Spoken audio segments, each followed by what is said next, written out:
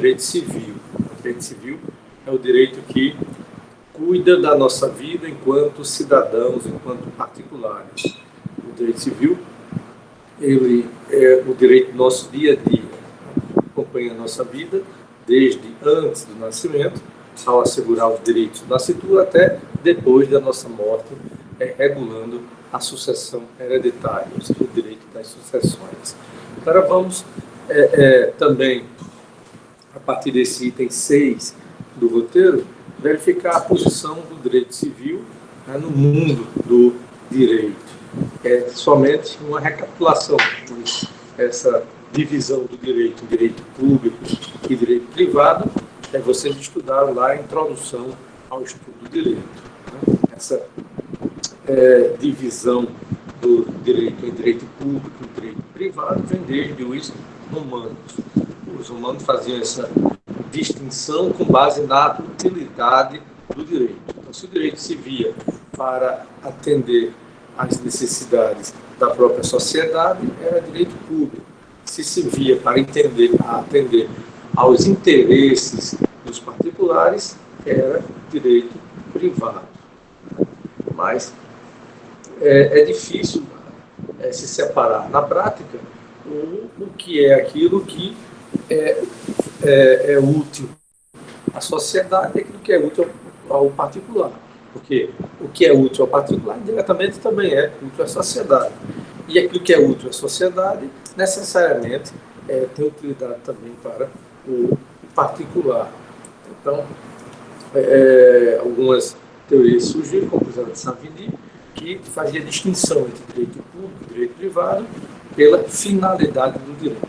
Ou seja, se o fim do direito fosse o Estado, seria direito público, se o fim do Estado fosse o indivíduo, seria direito privado. Mas essa distinção entre direito público e privado é também criticada. Por exemplo, a Adolfo Posado me dizia que a distinção é confusa, como é que ele diz? É confusa na teoria e inútil na prática. Bom dia, Gedlano. Obrigado por abrir a câmera. Primeiro que vem aqui colaborar aqui com a aula de câmera aberta. Bom dia, professor. Eu entrei atrasado, consegui entrar agora. Mas bem-vindo. Bom dia. Outro doutrinador, por exemplo, Leon Deguy, ele defendia a divisão entre direito público e privado, né? Exatamente porque essa divisão ela é didática. Bem-vinda, Railma. Acho que abriu e fechou? Não, abriu de novo. Tudo bom? É uma divisão, uma distinção que é didática, porque, na verdade, o direito é um só. O direito é, como se diz, uma unidade monolítica. O direito objetivo é único. Mas essa distinção entre direito público e direito privado tem grande utilidade sob o ponto de vista didático. Os ramos do direito, na verdade, não são compartimentos estanques. O critério, mais ou menos, que é um consenso atual para distinguir o direito público do direito privado é o interesse preponderante à natureza da relação. O direito é público quando o interesse preponderante é público, mesmo havendo o interesse particular subjacente, mas as relações jurídicas são de subordinação. Ou seja, de um lado está o Estado na sua função de mando, atuando como Estado em si. Como, por exemplo, no direito tributário, não existe relação de coordenação. O fisco e o contribuinte não estão absolutamente em pé de igualdade.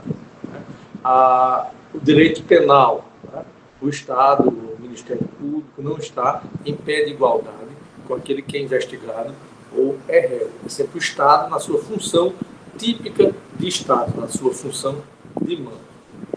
Já no direito privado, o interesse que prepondera é o interesse do particular, o interesse do indivíduo. E as relações são de coordenação. Ou seja, no direito privado, as partes estão em pé de igualdade. Mesmo que o Estado faça parte da relação jurídica, mas o Estado está em pé de igualdade com o particular. Então, se eu quero vender essa caneta e Railma quer comprar essa caneta, o comprador e o vendedor estão perto de igualdade. Então, é direito privado e não direito público. Já, por exemplo, vamos supor que Railma não pagou um tributo, tá? Não pagou o IPTU, por exemplo. Então, o Estado, o município, quando entra com a ação de execução, não está em pé de igualdade com Railma. Ela não tem o direito de dizer, não, eu não quero pagar. O Estado está na sua função arrecadadora como Estado.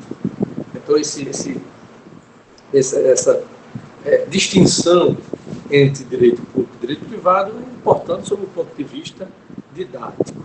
Aí lá, no Introdução ao Direito, vocês... Bem-vindo, Yasmin. Obrigado por abrir a câmera. Então, vocês estudaram lá em Introdução ao Direito que os grandes ramos do direito público e direito privado também se subdividem. O direito público se divide em direito público interno e direito público externo. Direito público interno, direito constitucional, direito administrativo, direito tributário, direito processual, direito penal, direito eleitoral. Direito público externo, direito internacional público e direito internacional privado. E o direito privado, direito civil, direito comercial, direito agrário, direito do trabalho, alguns sustentando que é público, mas que é privado. Então, essa grande grade dos direitos públicos e privados, vocês estudaram lá em Introdução ao Direito. O direito civil se enquadra justamente no direito privado, que é o chamado direito privado por excelência, porque do direito civil se destacaram outros ramos, por exemplo, o direito do consumidor. Na verdade, é um direito civil. Bem-vinda, Clara. E qual a importância do direito civil em relação a esses outros ramos do direito? As noções básicas que vamos estudar agora neste semestre, ou seja, Direito Civil 1, vamos estudar os 3 livros da parte geral do Código Civil. Vamos estudar as pessoas, vamos estudar os bens e vamos estudar os fatos jurídicos. Vocês vão ouvir muito durante esse semestre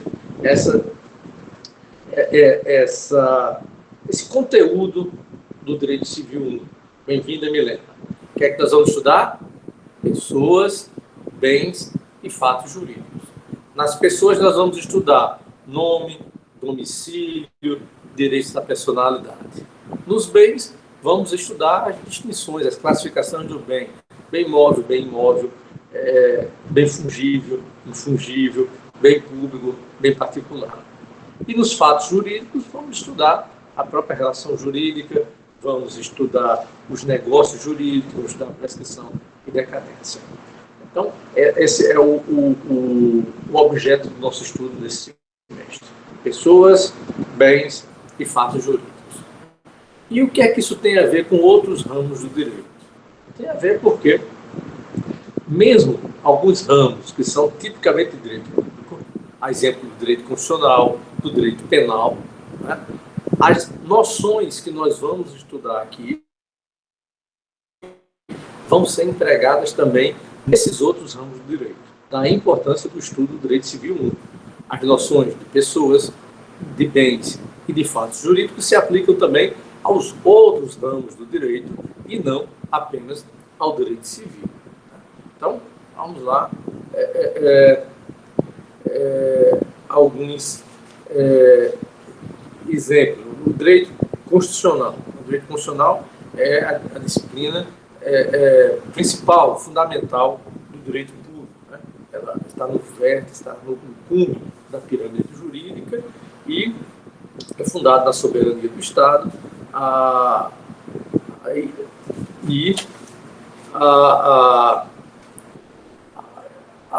sua natureza é de superposição em relação aos outros ramos do direito. O direito constitucional é um direito público por excelência. Mas a Constituição de 1988 trouxe um vasto disciplinamento sobre o o direito civil. Então, trouxe a responsabilidade civil do Estado, está lá prevista na Constituição, a proibição de distinção entre filhos. Eu já expliquei para vocês que antigamente havia aquela distinção entre filhos legítimos e ilegítimos. Os ilegítimos poderiam ser naturais ou adulterinos. A Constituição de 88 proibiu essa distinção. Passou a prever também a indenização por dano moral, que não existia antes da Constituição de 88. Então, esses conceitos de direito civil precisaram ser trabalhados sob o ponto de vista constitucional. E hoje já existe uma, não digo uma disciplina, mas uma parte do direito constitucional chamada direito civil constitucional, que nós vamos ver aqui no final desse ponto. Então, para se interpretar a Constituição, também são necessários esses conceitos de direito civil. Bem-vindo, Lucas e Jefferson. Obrigado pela presença. Bom, aí, outro importante ramo do direito público é o direito administrativo. Né? O direito administrativo, ele regula, ordena os serviços públicos e as relações entre administração e administrado. Então, mesmo o direito administrativo como o direito público também precisa das noções que nós vamos estudar aqui em direito civil. Então, quando, por exemplo, a Universidade Federal da Paraíba, quando faz uma licitação, assim, um contrato administrativo, as noções de contrato, as cláusulas, a interpretação dos contratos, toda a base está em direito civil. A noção das pessoas administrativas, a distinção entre bem público e bem particular, nós vamos estudar em direito civil, né? A prescrição administrativa. Então, vamos supor que... Posso continuar dando exemplo com o Lucas? Lucas... Pode. Lucas xingou a presidente Yasmin na sala de aula. Disse que ela era uma representante de uma presidente absolutamente incompetente, não cuidava de nada, não mandava os roteiros das aulas. Então, ela xingou publicamente e a minha entra com a representação na administração pública contra Lucas para ele ser punido administrativamente, né, com a suspensão das aulas. Então, isso é um processo administrativo que vai prescrever em determinado espaço de tempo se a administração não instaurar esse procedimento. Então, prescrição e decadência se aplica ao direito administrativo. E onde é que se estuda a prescrição e decadência? No direito civil 1, lá naquela terceira parte, que são os fatos jurídicos. Outro ramo do direito tributário. Né? O direito tributário disciplina a forma de arrecadação dos tributos e o relacionamento entre o poder público enquanto fisco e o outro lado, que é o contribuinte. Todo mundo aqui paga imposto, né? Todo mundo aqui é pagador de imposto. Paga, você compra qualquer coisa, está lá embutido o ICMS. Né? Quem ganha muito dinheiro, como Lucas, por exemplo, paga um imposto de renda, pessoa física. Então, o direito tributário, ela disciplina essa atividade arrecadadora do Estado, os seus 3 tipos de tributo, né? Imposto, taxa e contribuição de melhoria. Aí onde é que o direito civil se relaciona com o direito tributário? Em vários aspectos. Por exemplo, disse que Lucas ia pagar um imposto de renda à pessoa física. Né? Existe também um outro tipo de imposto de renda, IRPJ, imposto de renda à pessoa jurídica. A distinção entre pessoa natural e pessoa jurídica, onde é que a gente estuda? Aqui, em direito civil, que é o próximo ponto, ponto 2, né, que são as pessoas. Né? Então, essas noções de direito civil são necessárias ao direito tributário. Jefferson ganhou muito dinheiro no ano passado e não declarou imposto de renda, agora até 30 de abril. Então, a Receita Federal tem um prazo de 5 anos para inscrever e depois mais 5 anos, sob pena de decair, e mais 5 anos para cobrar, sob pena de prescrição. Prescrição e decadência são os institutos que nós vamos estudar no último ponto desse semestre, o ponto 17, que é a prescrição e decadência. Para se cobrar tributo também precisa de uma coisa chamada fato gerador. Fato gerador é fato jurídico, que é a terceira parte do direito civil 1. Pessoas, bens e fatos jurídicos. Então, mesmo esse direito que é tipicamente público, precisa se valer de noções de direito civil que nós vamos estudar aqui nesse semestre. Alguém já está pagando direito processual civil, o teoria geral do processo? Ainda não? Não. Direito processual civil é aquele ramo do direito público também que ordena o andamento do processo dos tribunais. Então, o Código de Processo Civil, o nosso é o de 2015, que está em vigor. Então, disciplina a petição inicial, os requisitos da petição inicial, o rito processual. Mas ordena também a prescrição, né? Pois é, no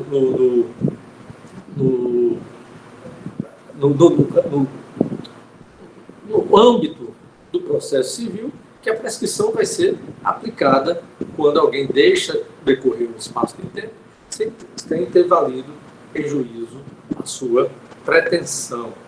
E alguns conceitos de direito civil são necessários para a própria escolha da ação judicial a ser ajuizada.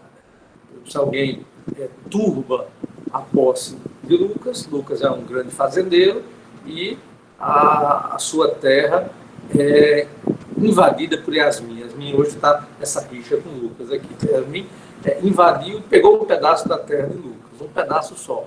Então, tem que ver, posse se estuda em direito das coisas, né? Posse e propriedade. Se apenas turbou a posse de Lucas, a ação que ele vai entrar é uma ação de manutenção de posse. Se ela esbulhou a posse de Lucas, a ação que ele vai entrar é uma reintegração de posse. Então, até para a escolha do manejo da ação judicial, do processo civil a ser movido, você precisa também dessas noções teóricas de direito civil. Agora vamos a outro ramo do direito. O direito que parece ser exatamente o oposto do direito civil, que é o direito penal. Né? Até os fóruns, tem um fórum civil e um fórum criminal. Né? Tem o processo civil e o processo penal. Então, o processo penal parece ser a antítese do direito civil. O direito penal, antítese do direito civil. Mesmo assim, o direito penal precisa também, para a aplicação das suas normas, das noções de direito civil. Qual é o crime mais famoso que existe? Matar alguém. Matar alguém. Artigo Aí eu não. É o famoso. Todo presidiário sabe. Aquele ali é um 121. Daniel, 121. Matar. Todo mundo sabe o que é o 121, né? Que é matar alguém, homicídio. Para quem é cristão, né? O primeiro crime foi Caim matou Abel, então um homicídio. Né? Na Bíblia começa já do jeito lá com esse crime. Então, matar alguém. E o que é alguém? Alguém, para saber quem é alguém, nós vamos estudar no próximo ponto, que é o ponto 2. Né? A pessoa natural. Então, quando é que existe, quando é que começa a existir a personalidade? Com o nascimento, com vida. Então, para você saber se aquilo é um homicídio, você precisa saber se aquela pessoa que morreu é um alguém. Tá? Então, se você matou, não, se você exterminou um feto, tá? Aqui isso é um homicídio. Você chutou a barriga de uma gestante, né? E ela perdeu aquele filho que estava em gestação. Isso é homicídio? Não. Por quê? A vida só começa com o nascimento. Nós vamos estar lá no ponto 2. Esse crime é aborto e e não homicídio. Se você dá uma facada num cadáver, isso é homicídio? Não, porque nós vamos ver no próximo ponto que a vida termina que a personalidade jurídica termina com a morte. Depois da morte não existe mais pessoa, não existe mais personalidade. Então, esfaquear um cadáver não é homicídio. Pode ser vilipêndio a cadáver, pode ser dano, pode ser outro tipo de crime, mas não é homicídio. Então, em direito penal, há o princípio da tipificação. Só é crime aquilo que está dito que é crime. Num crime, nula pena, sine previa lege.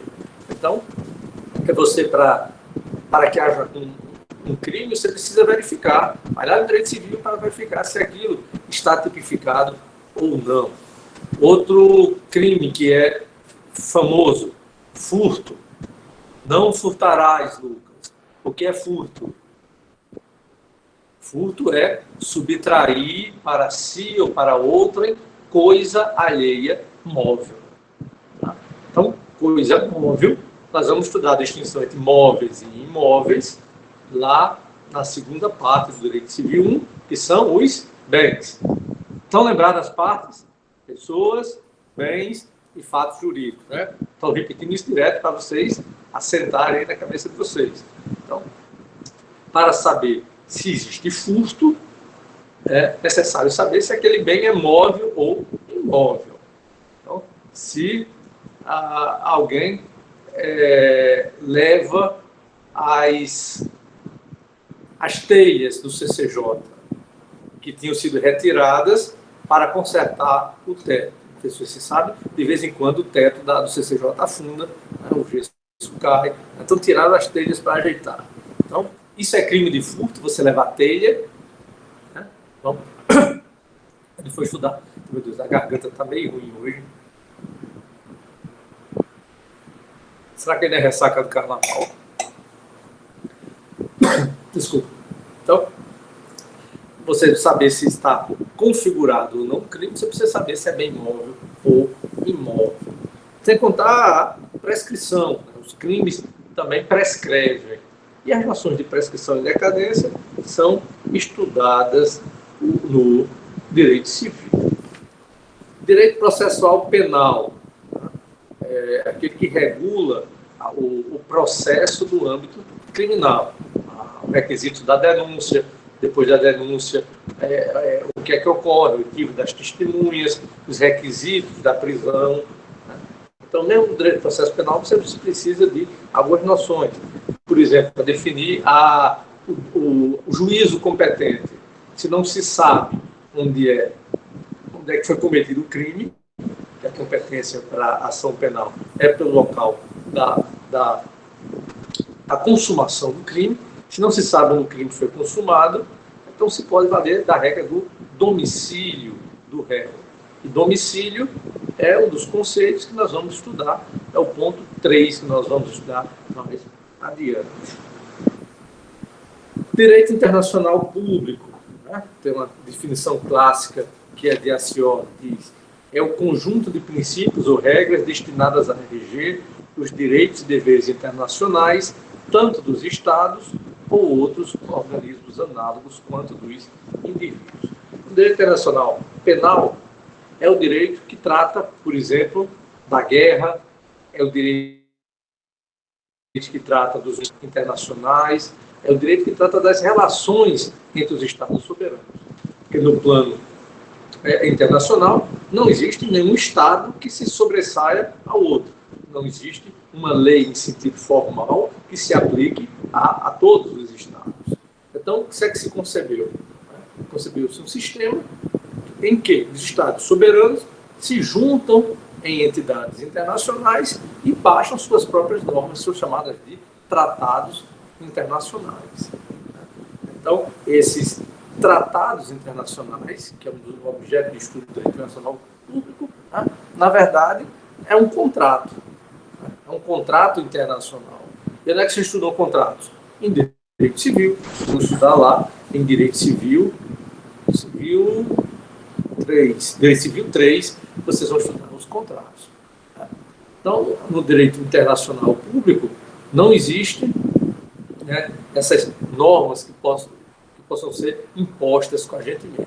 Então, se juntam entidades internacionais e se fazem os tratados internacionais. Por exemplo, uma organização... Existem também as pessoas de direito internacional público, né, que são os Estados soberanos, têm personalidade de direito internacional público, e as organizações internacionais, que têm personalidade de direito público. Então, são pessoas de direito internacional público. E onde é que se estuda a pessoa? Em direito civil 1. Essas noções gerais de direito civil vão ser também úteis quando vocês forem estudar o direito internacional público. Né? Por sinal, está bem em moda. Né? Está tendo uma grande confusão atualmente por conta de uma das organizações internacionais, que é a NATO, ou, em português, a OTAN, Organização do Tratado do Atlântico Norte. É uma pessoa jurídica de direito internacional público. Né? Então, República Federativa do Brasil é uma pessoa jurídica de direito internacional público. Se relaciona com as pessoas, como, por exemplo, com a República Argentina, com a República Popular da China, a República Democrática da China. Então, são pessoas de direito internacional público. Então, até um detalhe: se você trata o Brasil como pessoa de direito internacional público, se chama República Federativa do Brasil. Se você trata o mesmo Brasil como pessoa de direito interno, como é que se chama? União Federal. Então, vocês, o Brasil, ao fazer um tratado internacional, se apresenta lá como representante da República Federativa do Brasil. Mas se o governo federal vai entrar com ação contra Lucas, que bateu num carro do Ministério da Educação, por exemplo, quem vai entrar com a ação é a União Federal, no âmbito do direito interno. Então, essas são as pessoas de direito internacional público, os estados e os organismos internacionais. Quem me dá outros exemplos de pessoas de direito público, de organizações internacionais? A ONU, o que mais? A FAO, a Mercosul. O Mercosul não tem personalidade, não. É um tratado, mas ele em si não chega a ser uma pessoa. A União Europeia? A União Europeia, eu também acho que não chega a ter personalidade jurídica de direito internacional público, porque cada país mantém a sua individualidade. Né?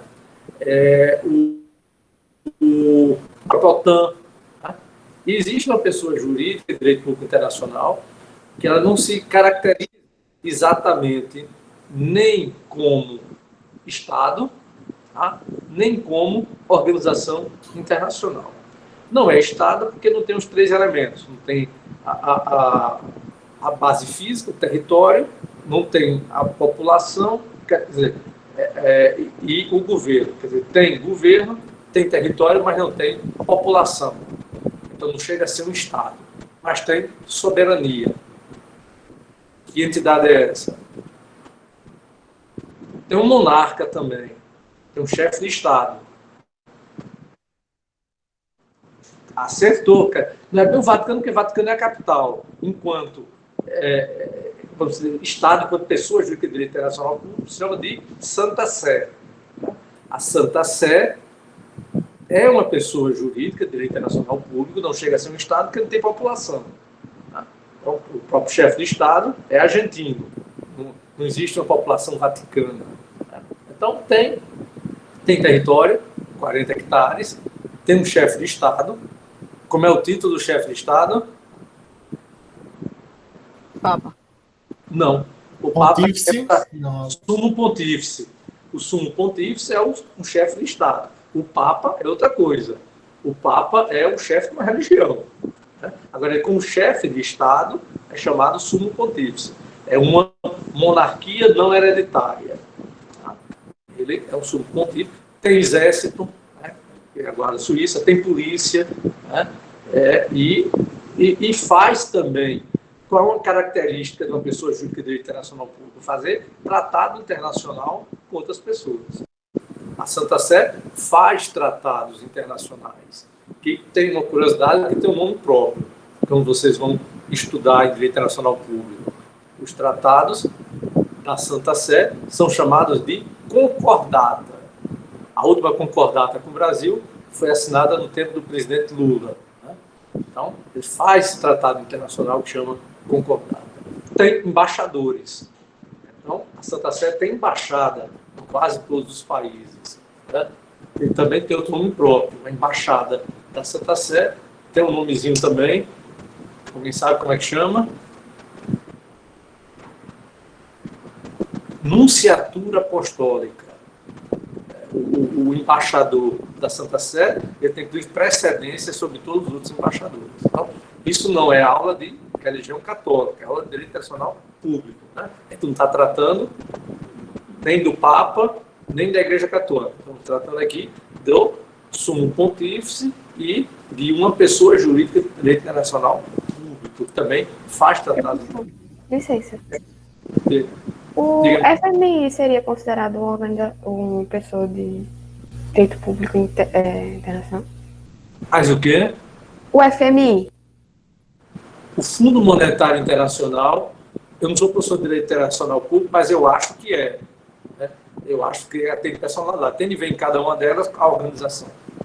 Uma organização internacional, ela é fundada através de um tratado também.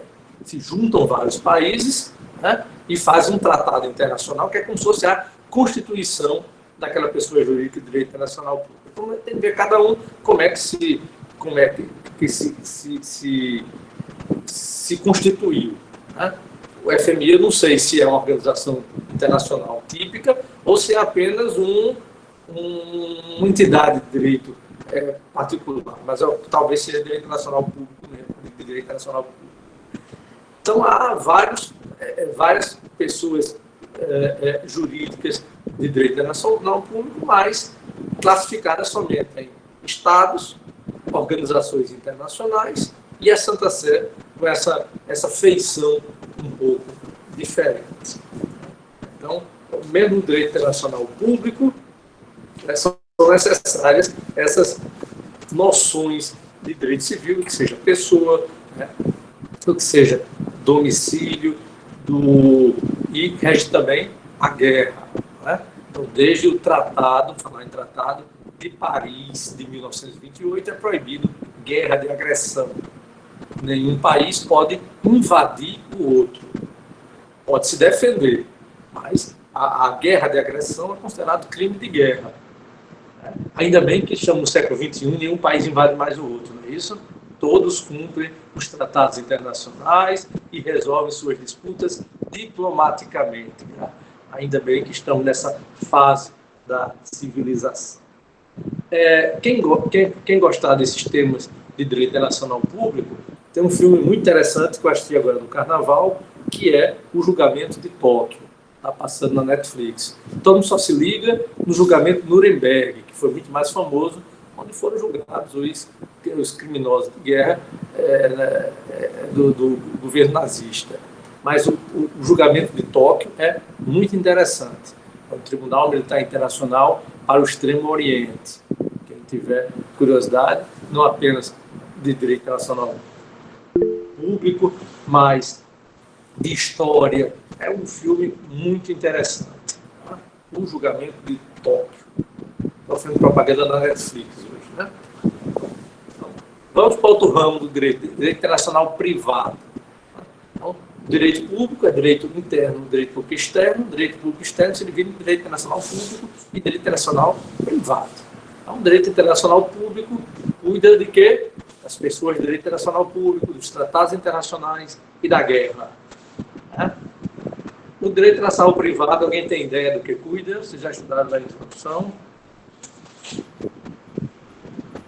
Seria do comércio exterior, relações entre empresas internacionais, não? Não.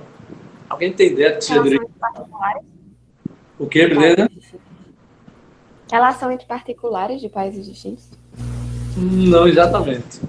O direito internacional privado apenas vai definir, num conflito de lei no espaço, aquela lei que vai ser aplicada. Tipo assim, Lucas, que está na Berlina, ele vai acabar me processando por dano moral, porque todo... Deixa eu desligar aqui esse ar-condicionado, que dá frio para dançar.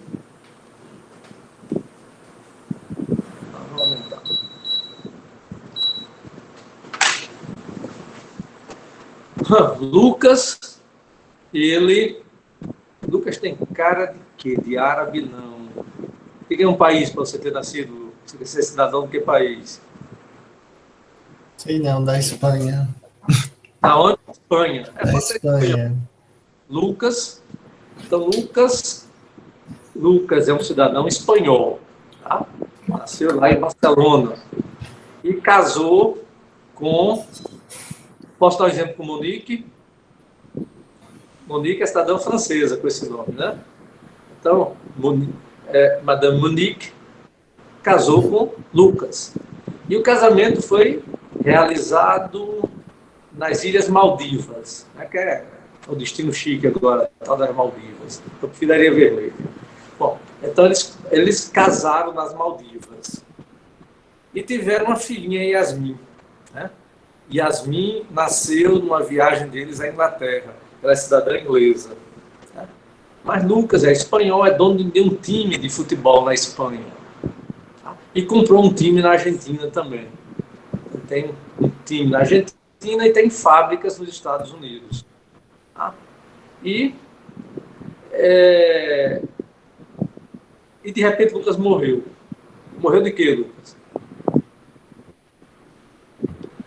Morreu num motel, traindo Munique. Num motel na Suíça, que ele é chique, a cara de chique dele. Então, ele morreu, estava num motel na Suíça. Tá? E deixou 2 filhinhos. Jadilande, que nasceu em Portugal, e Jefferson, que nasceu nos Estados Unidos. Né? Então, ele deixou bens, deixou casas pelo mundo inteiro. Né? Esse inventário de Lucas vai ser regido por qual lei? Então, é isso que trata o direito internacional privado, o conflito de lei no espaço. Né? Ele casou com a francesa, morreu onde? Na Suíça, é natural da Espanha, tem bens na Argentina, tem futebol, tem um filho português e um filho americano. Tá? Vamos supor também que ele tenha tido um filho, só por exemplo, um país africano ou asiático, onde as mulheres só herdam metade dos bens em relação aos outros irmãos. Então, e ele tem bens também nesse tal país, e tem um filho desse tal país. Então, uma filha. Então, essa filha vai herdar igual aos outros? Né? Qual a lei que vai ser aplicada? Né? O que é que vocês acham? Professor, eu acho que a lei onde ele é naturalizado. Agora, o processo de quem nasceu em Portugal, abre o processo em Portugal e envia para o país de origem onde ele é naturalizado, para que seja cumprida a lei do país. Bom, eu posso estar errado, não é minha opinião. Obrigado, professor. Bom, aí vocês me perguntam qual a lei, eu digo que não tenho a menor ideia. Eu vou ser esse exemplo doido aqui, vocês vão perguntar à professora Lígia, que é a professora de Direito Internacional Privado, quando forem pagar lá do Direito Internacional Privado. Por quê? Porque para você, há vários, como é que chama o Direito Internacional Privado? Não é link, vários marcadores para se determinar qual a lei a ser aplicada. Né? Um deles é o domicílio, outro dele a naturalidade, como disse Jadilande. Então, há vários marcadores para se escolher a lei, e quem vai ensinar isso a vocês é a professora de Direito Internacional Privado. Mas, para isso, é preciso saber o domicílio. Então, onde é que você vai estudar domicílio? Em Direito Civil 1. Onde é que, para saber a naturalidade, onde é que ele vai estudar a naturalidade? Lá, aqui, uma das formas de distinção das pessoas é a naturalidade. Então, a gente vai estudar isso em Direito Civil. Então, os subsídios para a aplicação do Direito Internacional Privado, você pega aqui em Direito Civil também. Então, continuando na importância do Direito Civil para o direito em geral. Aí chegamos ao direito empresarial, ou como era do meu tempo, que eu acho mais correto, direito comercial.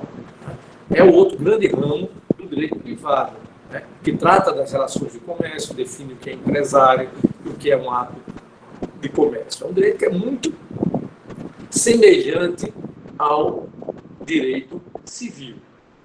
Por exemplo, se eu faço a venda dessa minha caneta Yasmin, isso será uma compra e venda civil.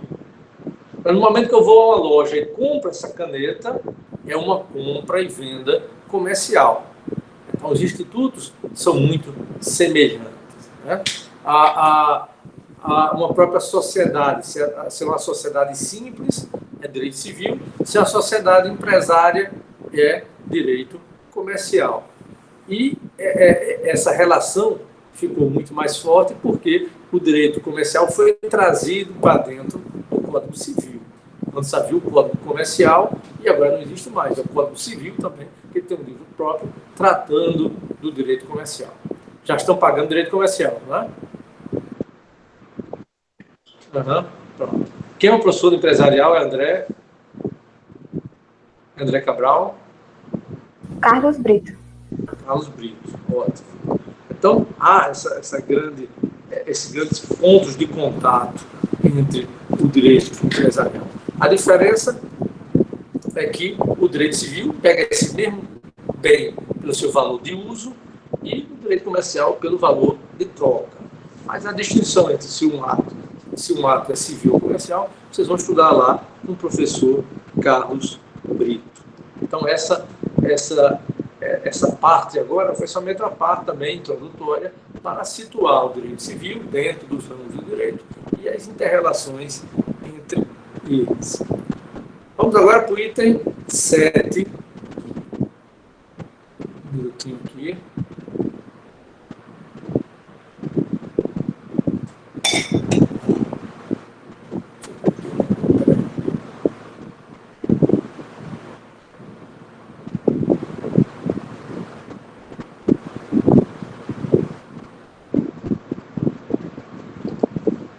O item 7 do nosso roteiro trata da codificação do direito civil brasileiro. Então, sobre a importância da existência ou não de um Código Civil. Então, com o Código Civil disponível... Aberto aqui. Código Civil. Então, nosso Código Civil é de que ano? Todos sabem, né? Nosso Código Civil é o Código de 2002. O Código que está em vigor. Mas lá no século XIX, não existiam códigos civis ainda. A ideia sobre a necessidade de uma codificação ou não, né, foi objeto de muita controvérsia. O primeiro Código Civil, nós vimos na aula passada, qual foi? Aquele menino baixinho que gostava de fazer guerra. Napoleão. Napoleão. Baixinho que gosta de guerra não era Putin, não. Era Napoleão. Então, o Código Civil francês, chamado de Code Napoleon, é de 1804. Né? Então, os franceses foram o primeiro a fazer o código e a Alemanha também passou a querer fazer um código. Acabou fazendo o BGB, que eu mencionei para vocês também na aula passada. Mas houve na Alemanha uma grande controvérsia, uma grande briga jurídica se era necessário ou não um Código Civil. Thibault era a favor da codificação e Savigny era contra a codificação. Quem é contra a codificação dizia que um código engessa a legislação, que dificulta as transformações, o aprimoramento do direito. E quem era a favor dizia que o código era necessário para a unidade política de um país. Por que isso? Porque a Alemanha, a Alemanha na época, assim como a Itália, estava em processo de unificação. Né? No início do século XIX não existia nem Itália, nem existia Alemanha. Né? A Alemanha, o que chamamos hoje de Alemanha, era constituído de vários estados independentes. O principal deles era a Prússia. Né? Então havia o imperador da Prússia, né? Mas não havia um estado unificado alemão. Da mesma forma, a Itália. Né? Existiam os estados papais no centro, em cima tinha a República de Florença, uma república muito antiga, tinha a República de Veneza, que tinha o seu líder. Como é que chama o líder da República de Veneza? O Doge. Né? Havia o Doge de Veneza, havia o reino de Milão, né? ao sul havia o Reino das Duas Sicílias. Então, eram estados absolutamente independentes, sob regimes distintos. Havia monarquias e havia repúblicas desde Cristo zero, né? Desde que o Império Romano se destroçou e cada um passou a ser independente. Então, eles estavam. A própria língua italiana não existia. Existia a língua do Vêneto, a língua diferente. O italiano foi uma língua criada mais ou menos com aquilo que havia de comum entre as várias línguas dos estados. Então, com a formação da República Italiana, era necessário, se sustentava que era necessário um Código Civil, para quê? Para dar aquela unidade à legislação. Mesma coisa na Alemanha. Então, no final, a necessidade de codificação venceu e hoje praticamente todos os estados soberanos têm o seu Código Civil. No Brasil, né, nós vimos na aula passada que antes da independência, durante os 300 e tantos anos de colônia, se aplicavam as ordenações filipinas, que vigoraram aqui até praticamente o nosso primeiro código, em várias áreas, o Código de 1916. Mas a nossa primeira Constituição já dizia que o Brasil deveria adotar um Código Civil e um Código Criminal. Né? Qual foi a primeira Constituição? Lembra?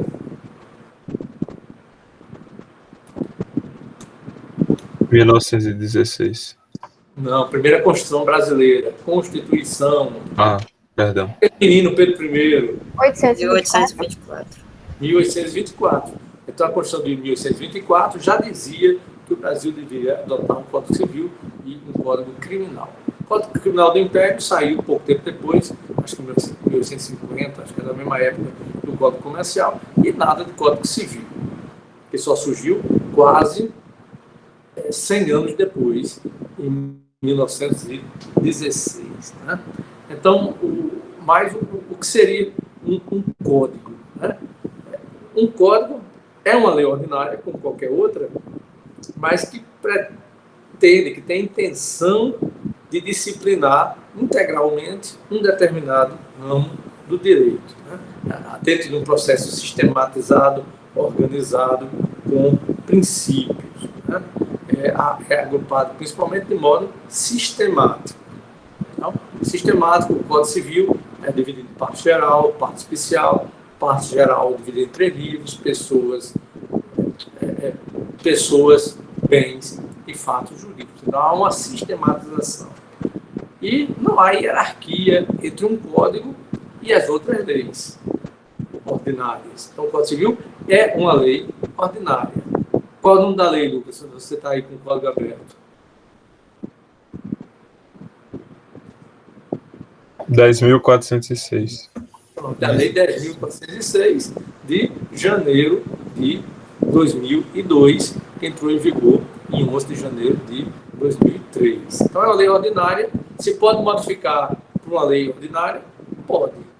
Então, aquele argumento que o código engessaria não se justifica, porque o código pode ser alterado tantas vezes quanto necessário.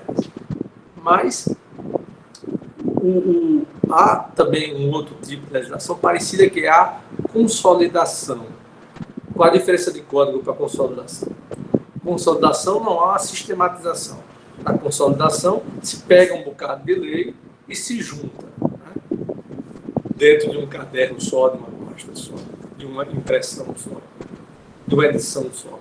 Então, o código tem um espírito, tem princípios gerais, tem uma sistematização. E consolidação é um apanhado de diversas leis. Qual é a consolidação mais famosa que a gente tem? CLT. CLT, que está em vigor ainda.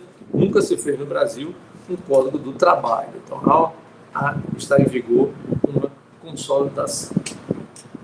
O Código Civil, o nosso primeiro Código Civil, 1916, ele foi antecedido de uma lei chamada Lei de Introdução ao Código Civil. A Lei de Introdução ao Código Civil, recentemente mudou de nome, né?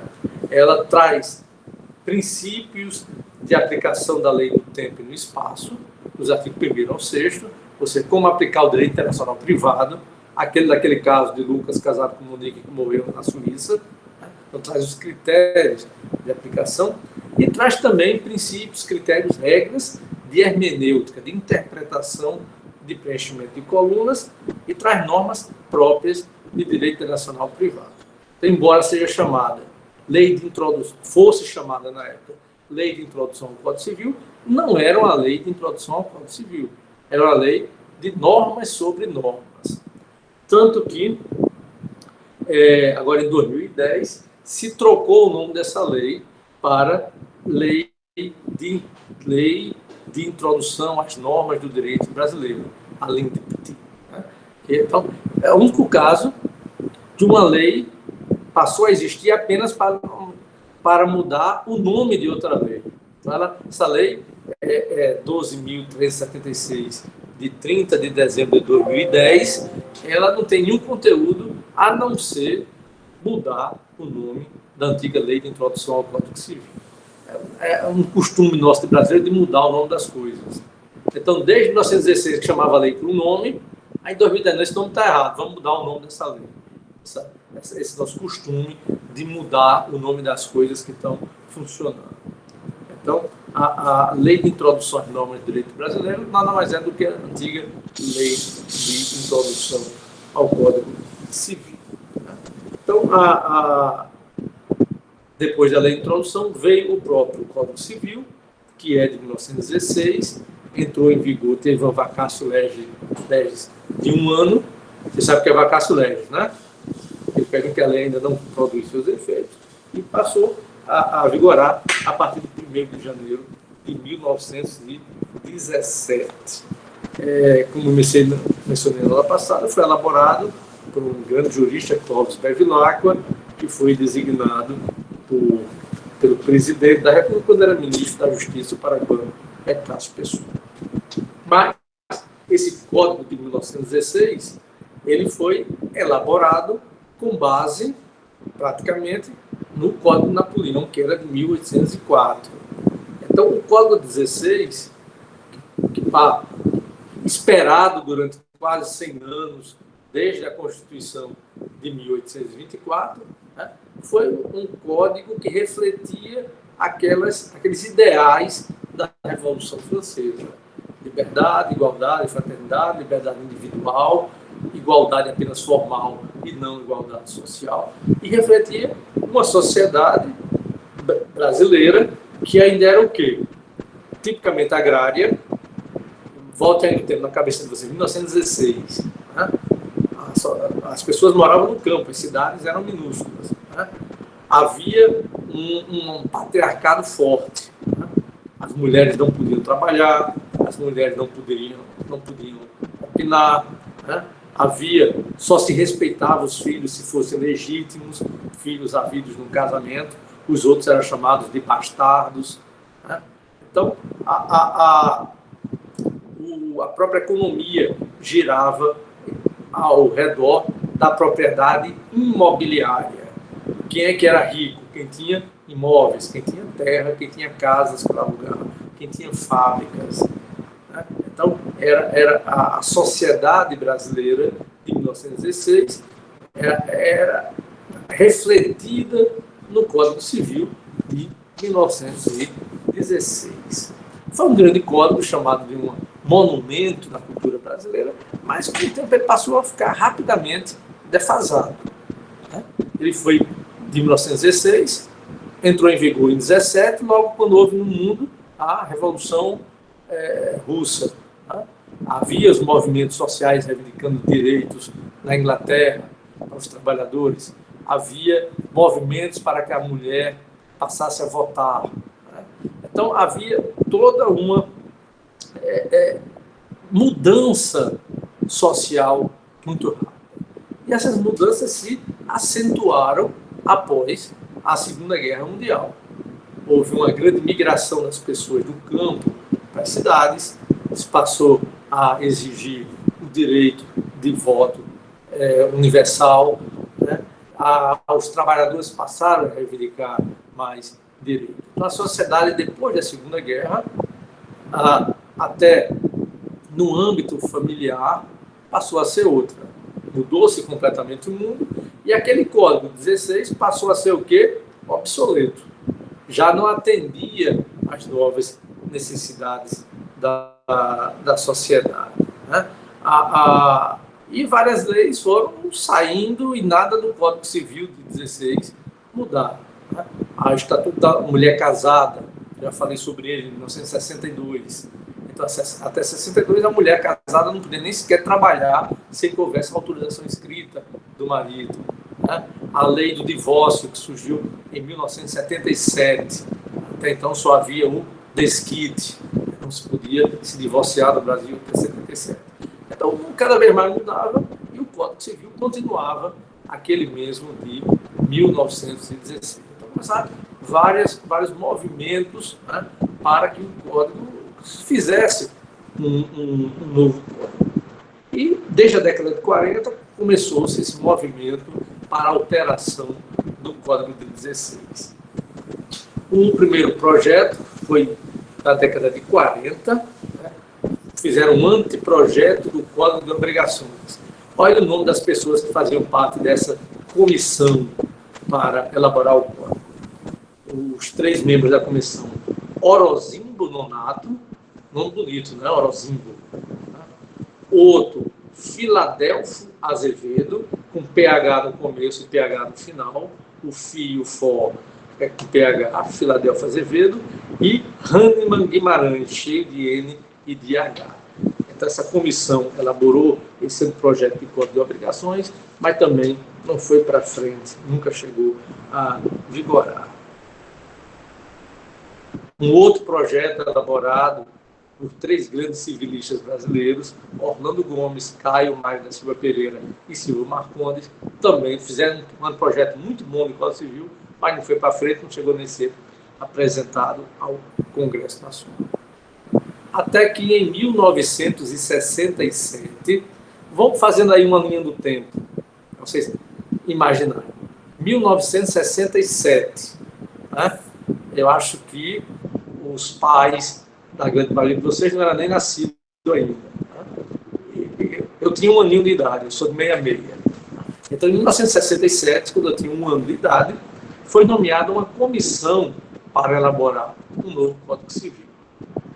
Essa comissão era coordenada por Miguel Reale, um grande civilista, e dividiu-se os vários livros, as várias partes do Código Civil, cada um tinha um coordenador para elaborar. Então, a parte geral foi Moreira Alves, que faleceu, não sei nem se ele faleceu, mas foi ministro supremo até uns 10 anos atrás. Augustinho Alvim, Obrigações, Silvio Marcondes, Atividades Negociais, que é a parte de direito da empresa, Herbert Chamum, Direito das Coisas, Clóvis Couto, Direito de Família, e Torquato Castro, de Recife, Direito das Sucessões. Então, essa comissão reuniu-se em 1967 para elaborar um projeto de código que resultou no quê? No nosso código atual, de 2002. Agora, imagine, eles elaboraram em 1967 e só foi promulgado em 2002. Para você ter ideia de como dá trabalho fazer um código. Então, em 1967, eles se reuniram, estudaram, refizeram, até que em 1972, ficou pronto e apresentaram ao Congresso o anteprojeto de lei, que só virou projeto de lei em 75. Ficou lá no protocolo da Câmara, de 72 a 75, quando virou um projeto de lei 364B de 1975. Então, começou a Câmara dos Deputados. Quase 10 anos depois. Né? A comissão foi em 67, só virou anteprojeto de lei em 75, quase 10 anos depois. Então, o relator inicial foi um deputado federal muito famoso no Rio Grande do Norte, né? Terminou o mandato dele e foi substituído na relatoria por um paraibano, um grande político paraibano, que foi o ex-governador Hernani Sátiro. Né? Tem alguém aqui de Patos? Se tiver alguém de Patos, certamente conhece Hernani Sátiro, que era um político patonense de muita projeção até nacional, porque ele foi governador da Paraíba e foi ministro do Superior Tribunal Militar. Então, Hernando Satter, ele foi relator, foi ele que apresentou o relatório do Código Civil, que hoje é o Código Civil de 2002, ele apresentou esse relatório em 1984. Quem estudou História sabe que 1984 foi um ano muito importante para a política no Brasil. O que é que teve? Movimento pelas direta, politicamente emenda de Dante de Oliveira, foi a emenda de Dante de Oliveira, um grande comício no Rio de Janeiro, em frente à Candelária. Muito reuniu bem. Mais de 1 milhão de pessoas. Muito bem, então, já dando aqui meu professor assistente, aqui trazendo essas informações. Então, 84, teve movimento pelas diretas já. Né? No final, não passou a emenda de Dante de Oliveira, tivemos eleições também indiretas, mas já na época da chamada reabertura, já podiam concorrer civis, concorreram Paulo Maluf e quem, Gedlande?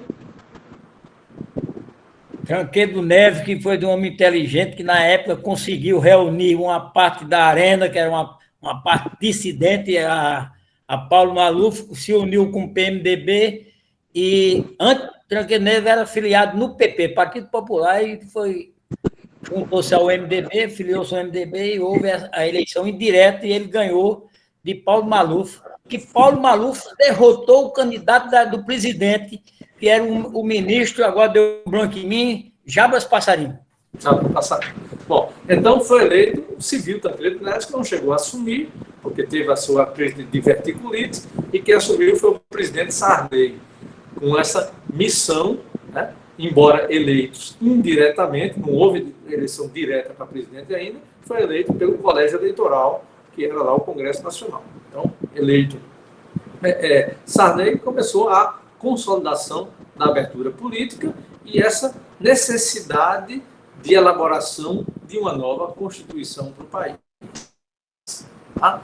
Então, em 86, houve eleições para o parlamento, e esse parlamento era, ao mesmo tempo, parlamento e Congresso Constituinte. Então, os deputados e senadores eleitos em 1986 tinham a obrigação de elaborar uma Constituição, que foi a Constituição de 1988. Então, de 84, a reabertura, 86,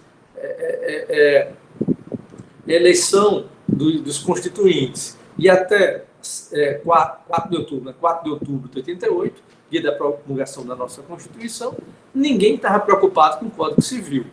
Estava se preocupado com o quê? Com a feitura de uma Constituição de perfil mais democrático do que a Constituição de 67/69. Então, o Código Civil ficou lá, dormitando mais uma vez. A nossa linha do tempo começou em 67, com a comissão, 75 o anteprojeto, 84 terminou-se na Câmara, quando no nosso sistema bicameral, quando é aprovada uma lei numa das casas, tem de ser remetida para a chamada Casa Revisora. No caso, tinha ido para o Senado. Tá? Aí chegou no Senado, justamente na época em que estava acontecendo esse processo de renovação da Constituição e ficou parado no Senado. Surgiu, então, a Constituição de 88 e nada do Código Civil andar. Né? Aí, um senador, José Fama, começou nesse esforço de disputar para frente o Código Civil e foi escolhido um presidente da comissão do Paraíba, que foi o então senador Ronaldo Cunha Lima, que era o presidente da comissão para a feitura do Código Civil.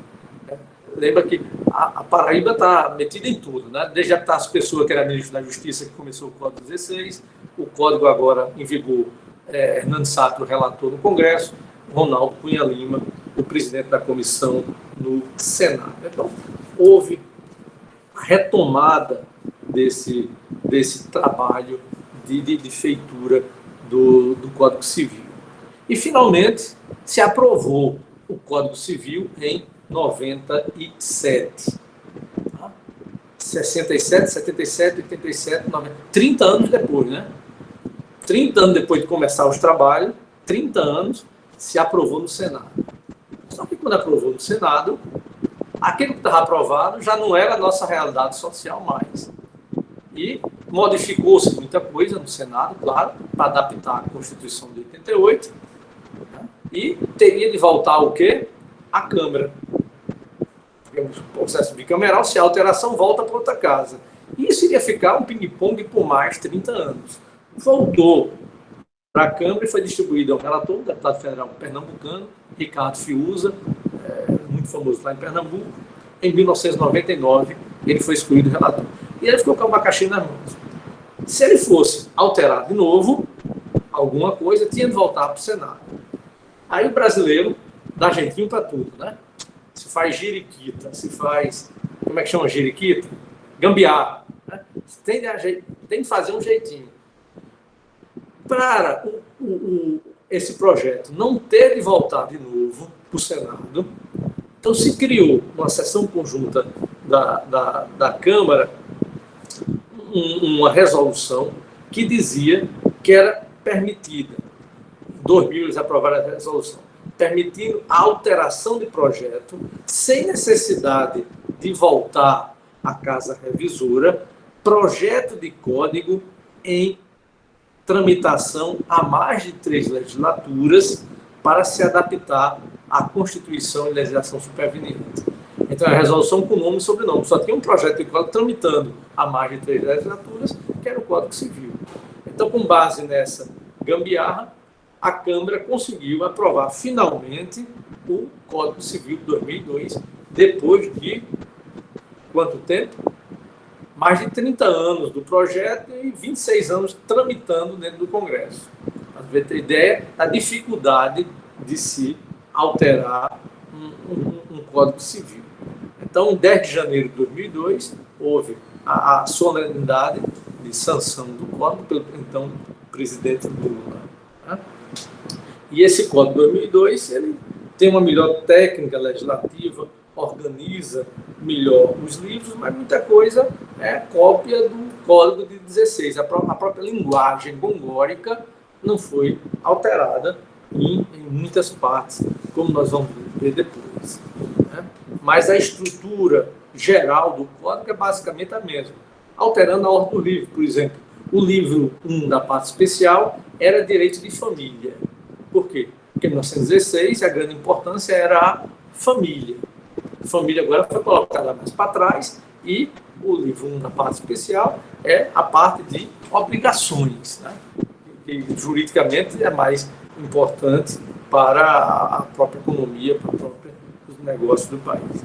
Então, o Código surgiu em 2002, com a vacatio legis até 11 de janeiro de 2003, mas muito criticado. Né? Há quem critique o Código de 2002 e há quem elogie o Código de 2002. Uma das primeiras críticas é que ele era desnecessário. Né? O Código 16 poderia ser adaptado pela doutrina, pela jurisprudência, e poderia ser mesmo emendado. Como é uma lei ordinária, leis ordinárias poderiam ir atualizando o Código 16, como ocorre até hoje com o Código Civil francês. O Código Napoleão é de 1804 e continua em vigor até hoje. Apenas as leis ordinárias vão adaptando. Né? Outra crítica é que a tendência na época atual seria os microsistemas e não mais os códigos. O que são microsistemas? Que vocês estudaram lá em introdução. São leis que tratam dentro dela de um determinado assunto, mas com norma de todos os ramos do direito. Né? O microsistema famoso, o Código de Proteção e Defesa do Consumidor. O geral, o direito do consumidor é direito civil. Mas no CDC tem regras de direito penal, né? Define crimes, tem regras de direito administrativo, Por exemplo, toda loja tem de ter no caixa um exemplar do Código do Consumidor. Tem regras de direito tributário, tem regras de vários âmbitos de direito. Então, o microsistema é isso. Pega-se um assunto e coloca-se normas de vários âmbitos do direito, como o Estatuto da Criança e do Adolescente, né? Como, por exemplo, de microsistema, o Código de Trânsito, que na verdade não é um código, é apelidado de código, mas não é código, é um microsistema. O Código de Trânsito tem norma de direito penal, direito administrativo, direito civil, direito tributário, etc. Então, havia essa crítica também. E não tratou de vários problemas que já existiam, problemas modernos trazidos pela tecnologia, e o código não tratou disso, como, por exemplo, a fertilização in vitro, que gera problemas com os embriões excedentários, né? Se um casal vai à clínica de fertilização, faz os embriões, implanta-se um, e o restante faz o que com ele? Tem que ficar congelado no nitrogênio, que custa uma fortuna, e que é a obrigação de manter esses embriões. Clonagem, que, embora não se tenha notícia na realidade, mas já seria em tese possível a clonagem de seres humanos. Os contratos eletrônicos, né? Então há vários assuntos que são modernos e não foram tratados. Falar em clonagem, outra dica para quem gosta de ler, eu estou lendo O Terceiro Gêmeo, tá? É um livro bem interessante que trata de reprodução assistida e de clonagem. É daquele menino, o nome dele, meu Deus, deu um branco agora, autor dos Pilares da Terra, um livro muito bom também sobre a construção das catedrais. Deu um branco. Eu estou lendo o livro, esqueci o nome do autor, em inglês. Bom, deixa para lá. Então, o código não teria tratado desses assuntos que já existiam em 2002, mas não foram tratados. Outra crítica é que ele já nasceu velho. Então, logo após a vigência do código, já havia 310 projetos mudando o Código Civil. Mas por quê? Porque lembra, Ricardo Fiuza inventou aquela jiriquita, mas ele só podia alterar aquilo que tinha sido mexido para adaptar a Constituição de 88. Então, o que não era para isso, ele não podia mexer. Então, muita coisa precisou já de projeto de lei para mudar. E uma curiosidade é que houve revogação do dispositivo antes mesmo de entrar em vigor. Acho que é o único caso no mundo disso. Na própria vacatio legis, um dispositivo legal ser revogado. Ricardo Fiuza era um grande empresário, tinha o lobby dos empresários, e ele meteu lá na parte de compensação de obrigações a possibilidade de compensação de débitos fiscais da mesma forma da compensação das obrigações civis, o que ia gerar um prejuízo de bilhões de reais aos cofres do Tesouro Nacional. Quando a equipe econômica verificou isso, o presidente Lula, ele baixou uma medida provisória revogando o dispositivo antes mesmo dele entrar em vigor, que é o artigo 374 do Código. Foi revogado antes mesmo de passar a vigor.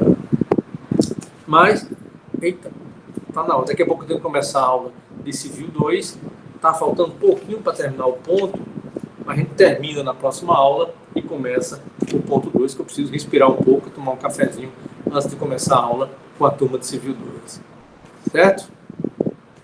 Bom final de semana. Até segunda-feira. Professor, às 8 em ponto. Bom dia, professor.